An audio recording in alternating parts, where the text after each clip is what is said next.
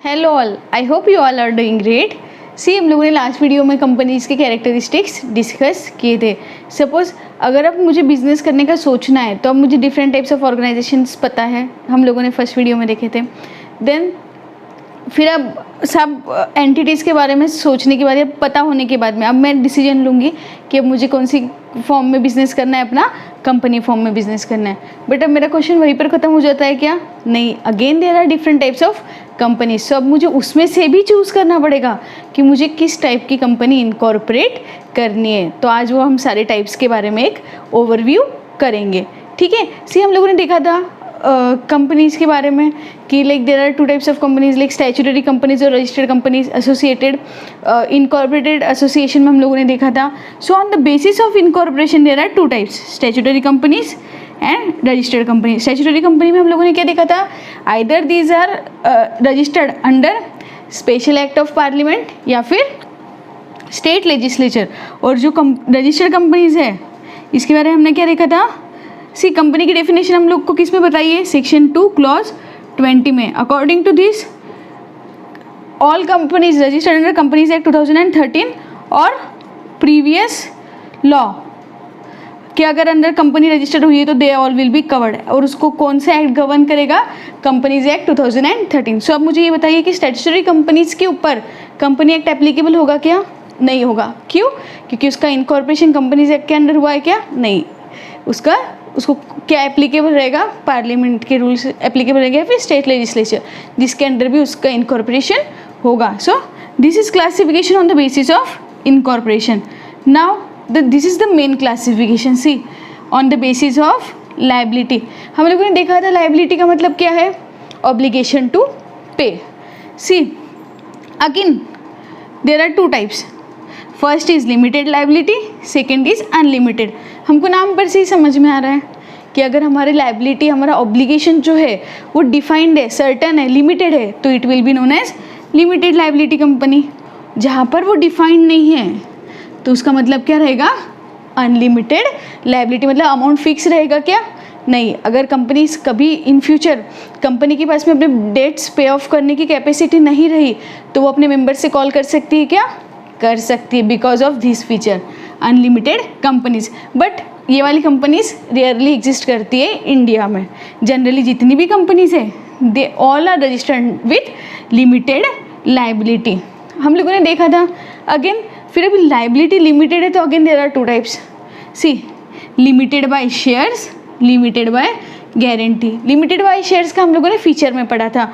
क्या पढ़ा था हम लोगों ने फीचर में? सपोज कि कंपनी की फेस वैल्यू कितनी है? ₹10। तो एट द टाइम ऑफ जब मैं कंपनी का शेयर सब्सक्राइब किया था या कंपनी के जब मैं मेंबर बनी थी तब मैंने अलॉटमेंट के टाइम पे बोलूँ मैंने ₹10 पे कर दी थी, तो अब मेरी लायबिलिटी क्या है टूवर्ड्स कंपनी? इट इज़ नील। अगर कभी कंपनी का इसमें पैसा नहीं रहा तो कंपनी मुझसे मांग सकती है क्या? नहीं। मेरा जितना ऑब्लिगेशन था आई हैव पेड दैट। हम लोगों ने देखा था if the shares are fully paid up members का लायबिलिटी क्या होता है? नील होता है। और पार्टली पेड अप शेयर्स है तो भी कितना रहेगा? Up to the amount of nominal value of that particular share. तो इस वाले में हमारा लायबिलिटी कितना रहता है? नॉमिनल वैल्यू के उतना ही रहता है शेयर का। Now limited by guarantee. See, इस टाइप की कंपनीज के अंदर जो मेंबर्स का लायबिलिटी है ये कब रेज होता है? At the time of winding up. जब ये कंपनीज वाइंडिंग अप होती है ना वो टाइम पे मेंबर से ये लोग क्या करते हैं? गारंटीड अमाउंट कॉल करते।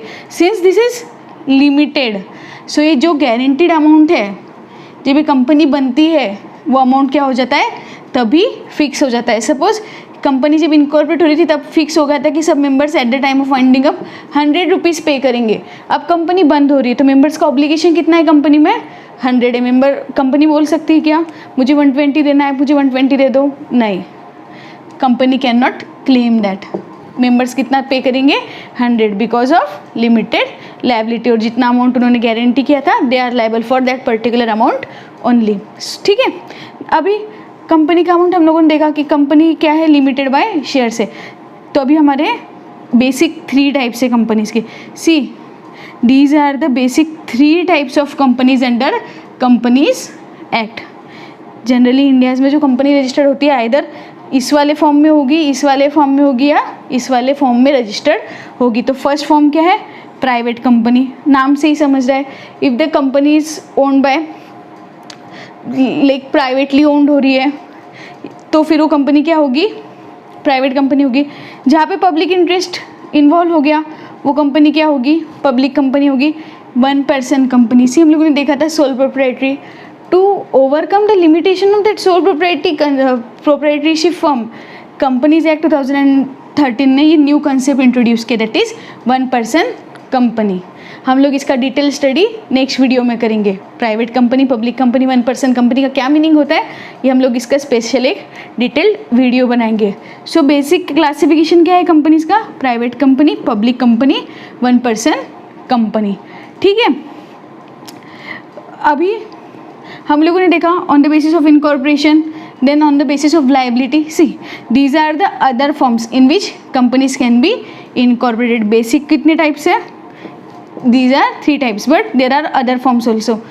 आप कौन सी फॉर्म कंपनी फॉर्म कर सकते हो, और नॉट फॉर प्रॉफिट।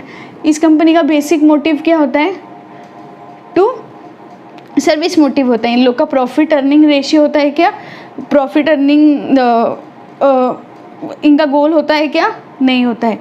उनका जो इनकॉर्पोरेशन हो वो सोसाइटी को सर्व करने के मोटिव से ही होता है, पब्लिक वेलफेयर के हिस्से। Then another type is government company, foreign company, associate company, holding and subsidiary company, investment company, producer company, Nidhi company. ये हम सब forms step by step study करेंगे। So this is an overview of classification of companies under companies act 2013। These are the types of companies under companies act. I hope आपको ये सब समझ में आया। These are basic types. So do like subscribe my channel. अगर किसी को कोई क्यूरी है तो do mention it in comment section. Keep sharing, keep watching. Thank you.